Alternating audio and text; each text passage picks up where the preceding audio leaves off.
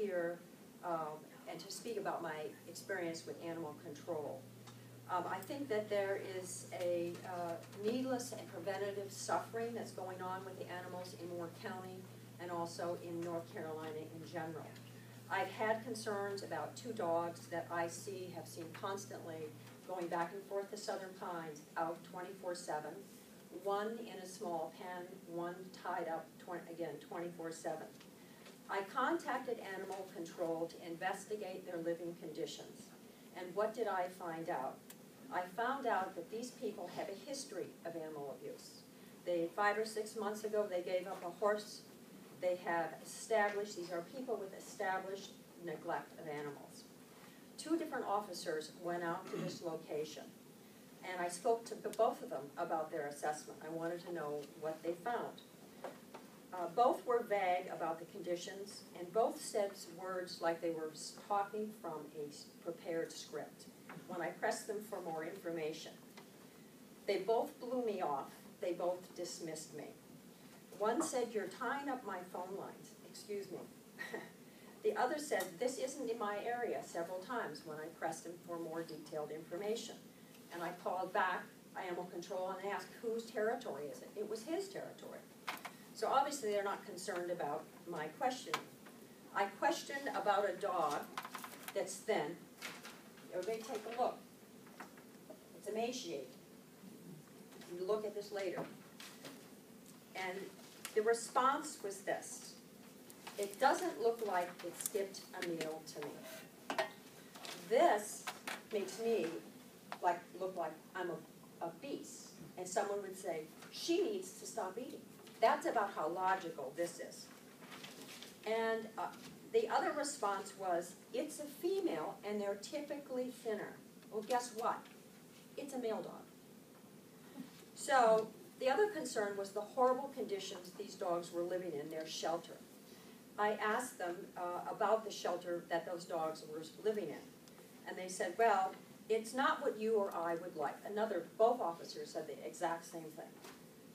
And they also said, "All it has to have is a 3-sided structure. That's it. Our hands are tied.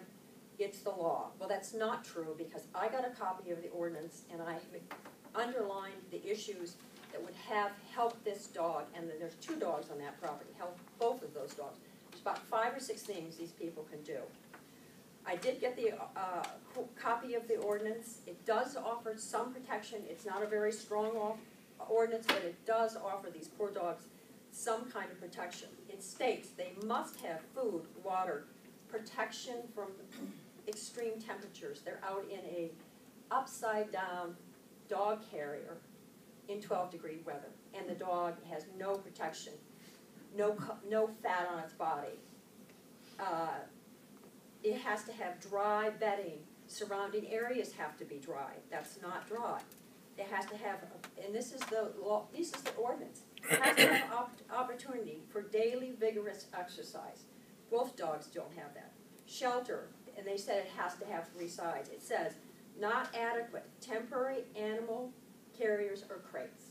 This dog has an upside-down crate with the holes in the side where the water can pour in.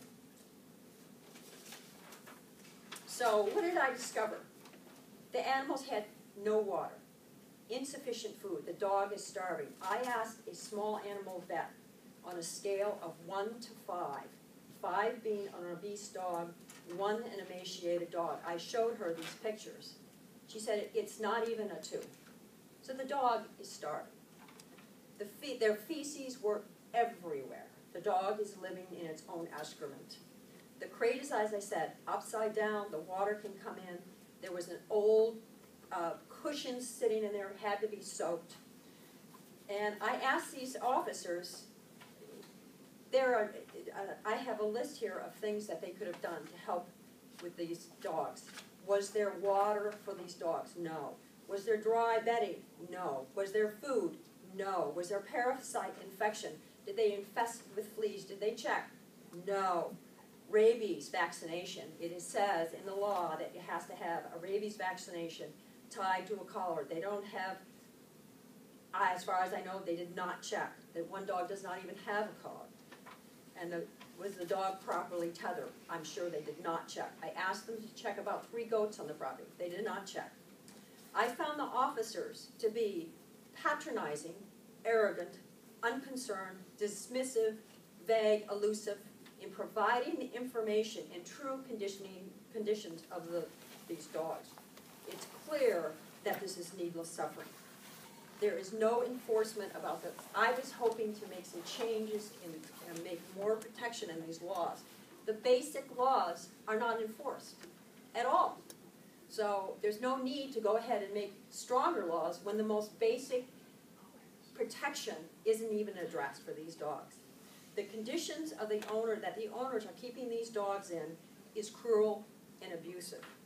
But also, the animal officers going out to this property, looking the other way, saying it's not a problem, and doing nothing, is also cruel and abusive.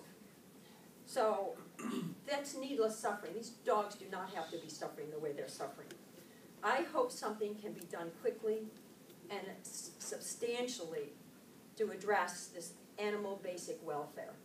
Such wonderful, gracious animals bless our lives, and we are profoundly and utterly failing them. It's a direct reflection on who we are as a species.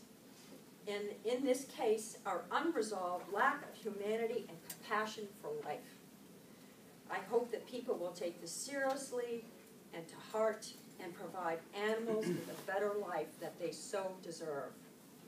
And I am absolutely here to help with any kind of suggestions, support, but it has to be, you have to make some changes.